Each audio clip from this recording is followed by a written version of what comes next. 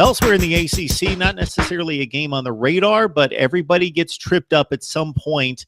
Virginia Tech obviously losing to Clemson, but a tricky game possibly against Duke. The Blue Devils playing good football early, not so much later in the season. Virginia Tech maybe with a look ahead, an eye ahead with a date against Miami coming up, taking on the Blue Devils.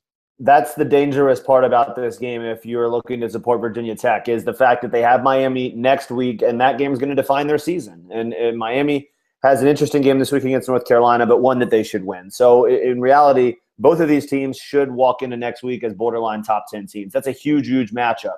So for Virginia Tech, can they get through a Duke team that has shown earlier in the year that they can be pretty good? They blew out Northwestern, and then it's just kind of all fallen apart since they got into the ACC. They're averaging 12 points per game over their last 4 against ACC teams. And Virginia Tech, quite honestly, is the best defense that they've faced. The only other one that's comparable is Miami, where Duke only scored 6 points. I think the Blue Devils are going to have trouble moving the football. They have a lot of turnovers this season. Daniel Jones has really struggled more than I ever thought he would. And I think that's going to be ultimately the demise for Duke in this game. The line is around 16 points or so.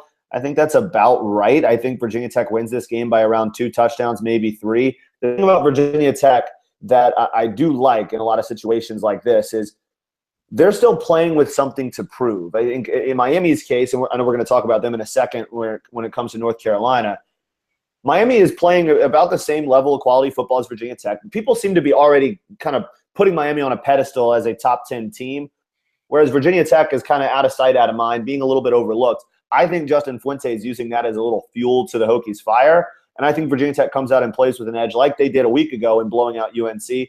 I could see them coming out and playing a strong performance in the week leading up to what's going to be the most important game of their season. You know what that is, Josh, as we've talked about. That's a lot of people out there hoping, wanting, desiring Miami to retake its place among the elite. Plus, regardless of the resume, regardless of the opponents on the schedule or the performance on the field, sometimes it's that -0 that automatically causes some people to say, hey, we got to line them up before we look at the one-loss teams, regardless of who they played.